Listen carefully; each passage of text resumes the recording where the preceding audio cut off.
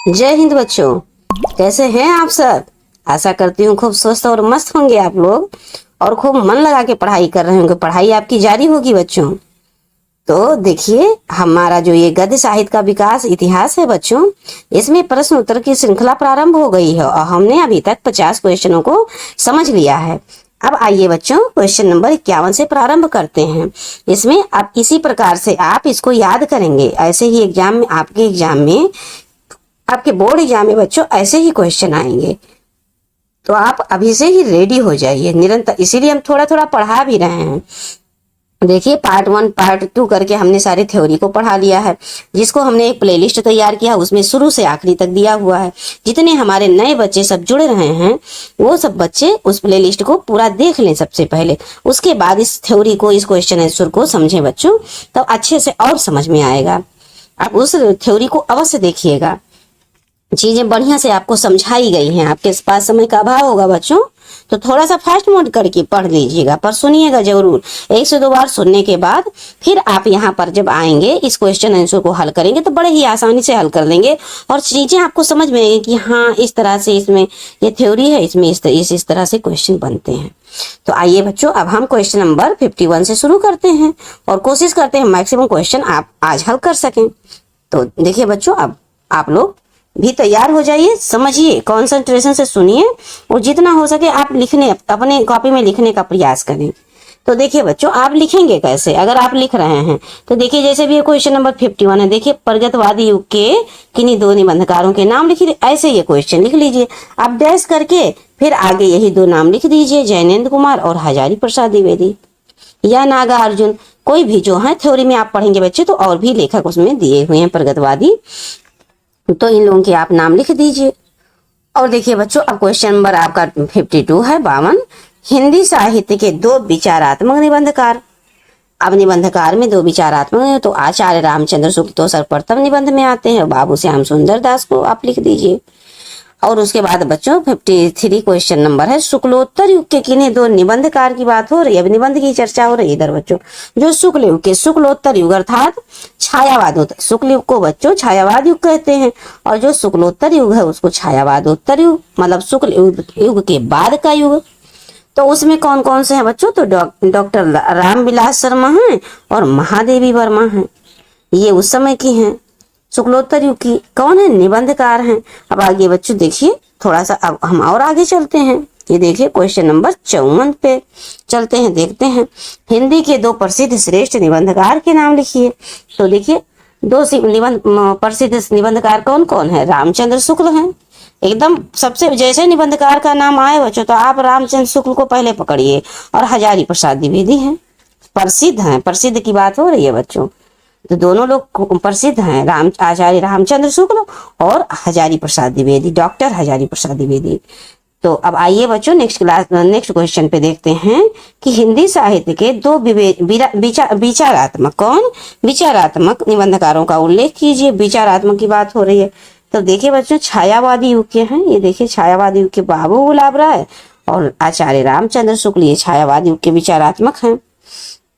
अब next question देखिए बच्चों, थोड़ा सा फिर ऊपर करेंगे इसको, फटाफट हम लोग सॉल्व करते हैं क्वेश्चन को। अब आचार्य रामचंद्र शुक्ल गद्य की किन 2 विधाओं में सर्वाधिक प्रसिद्ध हैं। यहाँ पर क्वेश्चन पूछ रहा है बच्चों कि जो आचार्य रामचंद्र शुक्ल जी हैं, वो जो गद्य है हमारा, उसमें कोई 2 विधा बताइए जिसमें वो सर्वाधिक प्रसिद्ध हैं, और ऐसी 2 रचनाओं के नाम लिखिए जिनमें आपके कथन की पुष्टि हो सके। तो देखिए बच्चों, आचार्य रामचंद्र शुक्ल निबंध अभी पहले पढ़ते ही आए हैं, और आलोचना 2 क्षेत्र में सर्वाधिक क्या है बच्चों, प्रसिद्ध हैं। आचार्य रामचंद्र शुक्ल, जिनका जो निबंध है वो चिंतामणि है, और जो आलोचना में है बच्चों वो भ्रमर गीत सार है, ये आलोचना है। अब नेक्स्ट क्वेश्चन देखते हैं बच्चों, किन्हीं 2 प्रमुख गद्य रचनाओं के नाम लिखिए। रचना की बात हो रही है,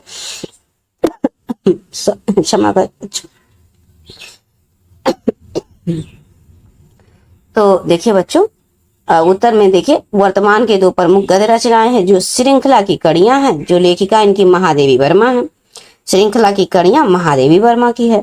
और क्या बोलूं क्या याद करूं, ये आप जानते हैं, हरिवंश राय बच्चन की जीवनी है, आत्मकथा है बच्चों। अब आइए नेक्स्ट क्वेश्चन पे चलते हैं। क्वेश्चन नंबर 58 महादेवी वर्मा गद्य किन का गद्य जो है किन विषयों से संबंधित, जो महादेवी वर्मा गद्य लिखी हैं वो किन विषयों पर संबंधित है। ये क्वेश्चन बच्चों एग्जाम में क्वेश्चन बहुत ध्यान से पढ़िएगा। क्यों? क्योंकि जब क्वेश्चन आप ध्यान से पढ़ेंगे तभी आंसर आपको समझ में आएगा। कभी कभी तो क्वेश्चन में ही आंसर छिपे होते हैं, इसलिए क्वेश्चन को बड़े ही ध्यान से पढ़िएगा। देखिए अब इसमें क्या कह रहे हैं कि महादेवी वर्मा का गद्य किन विषयों से संबंधित है। कौन? तो देखिए बच्चों वो ज्यादातर प्राकृतिक चीजों से, देखिए विषय निम्न वर्ग जैसे क्या छोटे वर्ग के लोगों से, पशु पक्षियों से, नारी समाज का गिल्लू जो कथा है नहीं आपके चैप्टर में गिल्लू, तो पशु पक्षियों से काफी लगाव है ना इनका बच्चों, तो वही है। नेक्स्ट हम क्लास में आपको देंगे गिल्लू से संबंधित महादेवी वर्मा का जीवन परिचय पहले पढ़ाएंगे, उसके बाद गिल्लू आपको कहानी पढ़ाएंगे, उससे संबंधित क्वेश्चन आंसर भी करवाएंगे जो कि आपके एग्जाम में आने वाला है। ठीक है बच्चों, तो फिर आगे हम बढ़ते हैं। छायावादी युग के दो प्रमुख लेखकों के नाम लिखिए। तो छायावादी युग के दो प्रमुख कथाकारों के नाम लिखिए बच्चों। तो ये हैं आपके जयशंकर प्रसाद, सूर्यकांत त्रिपाठी निराला। दो और याद कर लीजिए, महादेवी वर्मा और सुमित्रानंदन पंत। तो क्षमा करें बच्चों, ये जो गिल्लू है अभी हमने जिक्र किया शायद आपकी क्लास में नहीं है, क्लास 9th में है। अगर हम सही हैं तो आपकी क्लास 9th में है नहीं गिल्लू, वो हमको याद दिलाना था आपको कि वो पशु पक्षियों से भी काफी लगाव रखती हैं। तो ये आपने पढ़ लिया होगा पिछले क्लास में महादेवी वर्मा द्वारा रचित गिल्लू, तो उसमें आपने देखा होगा कि उनको पशु पक्षियों से कितना लगाव है। तो वही देखिए बच्चों, यहाँ पर क्वेश्चन पूछ रहा है कि उनकी जो गद्य है वो किन किन विषयों से संबंधित है। तो आप जानते हो निम्न वर्गों के बारे में भी लिखी है, पशु पक्षियों के बारे में, और जो नारी समाज है उससे संबंधित भी लिखी है। अब आइए बच्चों next question, question number 60। Question number 60 पे हम देखते हैं बच्चों, नर से नारायण और अजंता निबंधों के लेखक का नाम बताइए बच्चों। तो नर से नारायण गुलाब राय ने लिखा है और अजंता के लेखक भगवत शरण उपाध्याय हैं। भगवत शरण उपाध्याय ने अजंता को लिखा है और बाबू गुलाब राय ने नर से नारायण लिखा है। अगर बच्चों जो नर से जिनकी जो विचार है बच्चों वो अगर अच्छा हो जाए तो वो क्या हो जाता है, नर से नारायण हो जाता है। क्या जो विचारधाराएं हैं अगर इंसान की आचरण जो है अच्छा हो जाए खूब, तो क्या हो कहलाता है, नर से नारायण कहलाता है। तो क्या होता है, विचार गुलाब, तो उसको क्या कहेंगे, बाबू नहीं कहेंगे। जो नर से नारायण हो जाएगा उसको सब लोग अरे बाबू हैं, भैया है, साहब हैं, आ रहे हैं, बाबू आ रहे हैं, ऐसे नहीं कहेंगे। उसी प्रकार से ऐसे लिंक करके बच्चों थोड़ा याद करने का प्रयास कीजिएगा क्योंकि चीजें इंपॉर्टेंट हैं, आ सकते हैं आपके एग्जाम में। गांधी जी की देन के लेखक का नाम बताइए। तो बच्चों राजेंद्र प्रसाद ने लिखा है, इन्होंने लिखा है साहित्य का इतिहास और गांधी की देन। तो हमने आपको भी बताया है कि गांधी जी साहित्य का इतिहास गांधी की देन है या साहित्य गांधी की देन है। इस प्रकार से हमने आपको ट्रिक में थ्योरी में याद किया करवाया बच्चों, उसको देख लीजिएगा प्लेलिस्ट में जाके। अब आइए, अब उपन्यास से संबंधित आपको क्वेश्चन से मिलेंगे। यहाँ पर देखिए उपन्यास से संबंधित यहाँ पर देखिए क्वेश्चन नंबर 62 बच्चों, उपन्यास का वे उत्पत्ति परक अर्थ समझाइए। मतलब जो उपन्यास है उसका वे उत्पत्ति परक उत्पत्ति कैसे हुई। तो उपन्यास शब्द बच्चों उप और न्यास की मेल से हुआ। दो शब्द कौन कौन, उप और मेल, उप और न्यास के मेल से हुआ, जिसका अर्थ होता है बच्चों समीप में रखना, समीप रखना, अपने पास रखना, पास में रखना, समीप रखना। इस प्रकार मानव जीवन, समाज या इतिहास के यथार्थ सत्य को संवाद एवं दृश्यात्मक घटनाक्रमों पर आधारित चित्रण के द्वारा पाठकों के समक्ष यथार्थ रूप में प्रस्तुत करने वाली विधा ही उपन्यास कहलाती है। अब आइए बच्चों क्वेश्चन नंबर 63 पे चलते हैं। उपन्यास के कौन कौन से तत्व होते हैं। उपन्यास में कौन कौन से तत्व होते हैं बच्चों याद रखिएगा, 6 तत्व होते हैं। कौन कौन होते हैं, तो चरित्र चित्रण होता है, कथा वस्तु होती है, उद्देश्य होता है, संवाद होता है और बच्चों भाषा शैली तथा देश काल तथा वातावरण भी होते हैं। 6 तत्व होते हैं उपन्यास में। अब आइए देखते हैं शुक्ल युग के 2 प्रमुख उपन्यास। अब इस प्रकार से युग से संबंधित देखिए मोस्ट इंपॉर्टेंट है, 7 में भी आया है, 4 में, 2004 में भी आया है और 2000 आगे भी आ सकता है, 23 में भी आ सकता है। तो देखिए बच्चों, शुक्ल युग के दो प्रमुख उपन्यास कौन हैं? तो आचार्य चतुर्सेन शास्त्री हैं और प्रेमचंद हैं शुक्ल युग के। और प्रेमचंद के 4 उपन्यास लिखिए, 4 उपन्यासों के नाम लिखिए। प्रेमचंद के 4 उपन्यास: कर्मभूमि, रंगभूमि, निर्मला गोदान। कर्मभूमि, रंगभूमि, निर्मला गोदान। कर्मभूमि, रंगभूमि, निर्मला गोदान, ऐसे रटिए। कर्मभूमि, रंगभूमि, निर्मला गोदान प्रेमचंद का उपन्यास है। इस तरह से गुनाहों का देवता आप जानते हो, धर्मवीर भारती का है। ये मोस्ट इंपॉर्टेंट है। देखिए बच्चों, 3-3 सालों में, उसके पहले भी आया होगा और 2023 में भी आ सकता है, 2023-24 में भी आ सकता है। अब देखिए बच्चों, गुनाहों का देवता रचनाकार धर्मवीर भारती हैं। अब देखिए, गबन के रचनाकार अब आपने पढ़ा है आगे। एक गबन आप जानते हैं मुंशी प्रेमचंद जी का है। आज्ञे द्वारा रचित उपन्यास बताइए। तो ये देखिए, शेखर एक जीवनी उपन्यास। ऐसे भी पूछेगा कि शेखर एक जीवनी कौन सी विधा है, नाटक है, उपन्यास है, कहानी है? तो आप बताएंगे कि उपन्यास है। आगे बच्चों, थोड़ा सा अब इसको और ऊपर करते हैं। 69 क्वेश्चन पे हम लोग आ गए हैं। प्रेमचंद के द्वारा रचित उपन्यास किन विषयों पर आधारित है? 2007 में है बच्चों। तो प्रेमचंद के उपन्यास कैसे हैं? नारी उद्धार पर आधारित है, समाज सुधार पर आधारित है, किसान और मजदूरों पर भी आधारित है बच्चों, और दीनहीन दशा पर आधारित है, ग्रामीण जीवन पर आधारित है, और राष्ट्रीय चेतना पर भी आधारित है। इन सभी विषयों पर आधारित है प्रेमचंद जी के उपन्यास बच्चों। अब आइए क्वेश्चन नंबर 70। शुक्लोत्तर युग के 2 प्रमुख रचना उपन्यासकारों के नाम लिखिए बच्चों। तो यशपाल जी हैं अपने, और ये क्या नाम है, क्या जैनेन्द्र हैं। जैनेन्द्र का सुनीता उपन्यास है।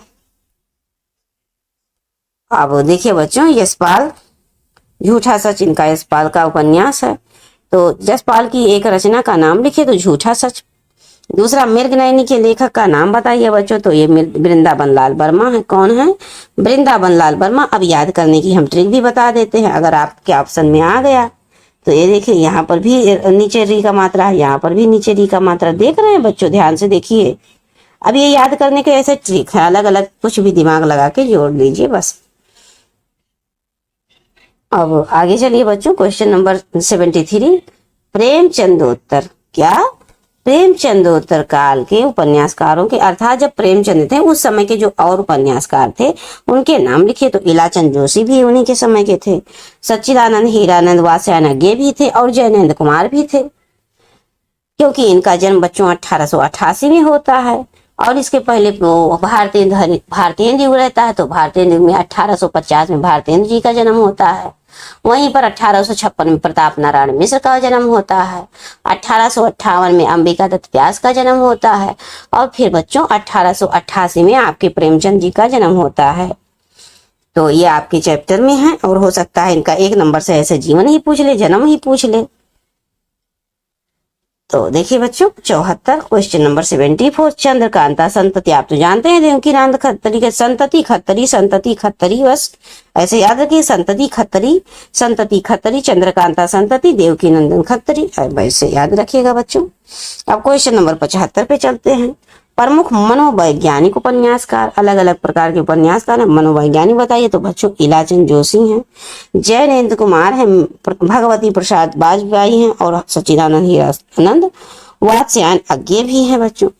अब देखिए, आंचलिक उपन्यास क्या होता है बच्चों, ये समझ लीजिए कौन कौन है। तो आंचलिक उपन्यासकार में बच्चों सबसे पहले नागार्जुन का नाम आता है, कि प्रगतिवाद के समय के हैं। फिर उसके बाद हिमांशु जोशी का आता है, फिर देवेंद्र सत्यार्थी, फिर अमृतलाल नागर का, फिर डॉक्टर राज्ञ राघव, और फिर उदय शंकर भट्ट का भी नाम आता है बच्चों, और फणीश्वरनाथ रेणु का भी नाम आता है आंचलिक उपन्यासकारों में। क्वेश्चन नंबर 77 पे देखिए बच्चों, परीक्षा गुरु उपन्यास की रचना है। हमने आपको बताया है, थ्योरी में बहुत अच्छे से बताया बच्चों कि ये पूछ सकता है, ये प्रथम मौलिक उपन्यास है। कैसा? प्रथम मौलिक उपन्यास है परीक्षा गुरु लाला श्रीनिवास दास का। देवकीनंदन खत्री द्वारा रचित किन्हीं 2 उपन्यासों का नाम लिखिए। तो भूतनाथ और चंद्रकांता संतति। इसी तरह ऐसे ही एग्जाम में आपको लिखना भी रहेगा बच्चों। देखिए अब क्वेश्चन नंबर 79। गिरती दीवारें उपन्यास की रचना बताइए, किसने की है? तो उपेंद्र नाथ आस्क ने की है बच्चों। गिरती दीवारें उपेंद्र नाथ आस्क। बार बार रटिए, गिरती दीवारें उपेंद्र नाथ अस्क ने लिखी है, गिरती दीवारें उपेंद्र नाथ अस्क की है, गिरती दीवारें उपेंद्र नाथ अस्क की है। इस प्रकार से बच्चों रटिए। जयशंकर 80 नंबर का क्वेश्चन, जो आज का अंतिम क्वेश्चन है बच्चों, जयशंकर प्रसाद ने कौन कौन से उपन्यास लिखे हैं, बताइए बच्चों। तो तितली भी लिखा है, कंकाल भी लिखा है, ईरावती भी लिखा है, इन्होंने कई सारे उपन्यास इन्होंने लिखे हैं बच्चों। तो आइए आज के लिए ये क्वेश्चन नंबर 80 से हम समाप्त करते हैं और आपको मिलते हैं फिर क्वेश्चन नंबर 81 से, क्योंकि बच्चों इसको आपको याद करना है, इसलिए हम थोड़ी थोड़ी मात्रा में देंगे जिससे आपको बोरियत ना महसूस हो और निरंतरता बनी रहे बच्चों। क्यों? क्योंकि निरंतरता की हैबिट आपको अभी से ही डालनी होगी।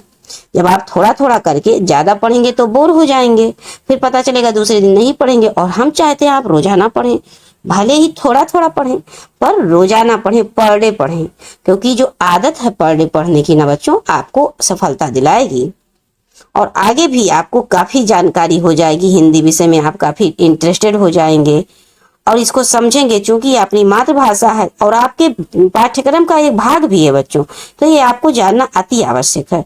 हिंदी हो गया, फिर इसमें संस्कृत का पार्ट है, ये सब जानना आपको अति आवश्यक है। तो हमारे साथ ऐसे निरंतर जुड़े रहिए बच्चों। आपको लग रहा हो कि मैम का प्रयास बेस्ट चल रहा है तो आप और बच्चों को इसको शेयर कीजिए, इसका लाभ और सारे बच्चे उठा सके। आपके रिलेटिव होंगे, आपके पड़ोसी में होंगे, जो भी आपसे संबंधित आपकी जानकारी में है और जिनके बच्चे या जो स्वयं बच्चे पढ़ रहे हैं, मित्र सर्कल है आपका, फ्रेंड सर्कल है, उसमें सबको दीजिए, भेजिए बच्चों, सबके पास शेयर कीजिए। तो आइए बच्चों, अब हम इस वाक्यों के साथ अब इस वीडियो को समाप्त करते हैं और आपसे मिलते हैं नेक्स्ट क्लास में क्वेश्चन नंबर 81 के साथ। जय हिंद बच्चों।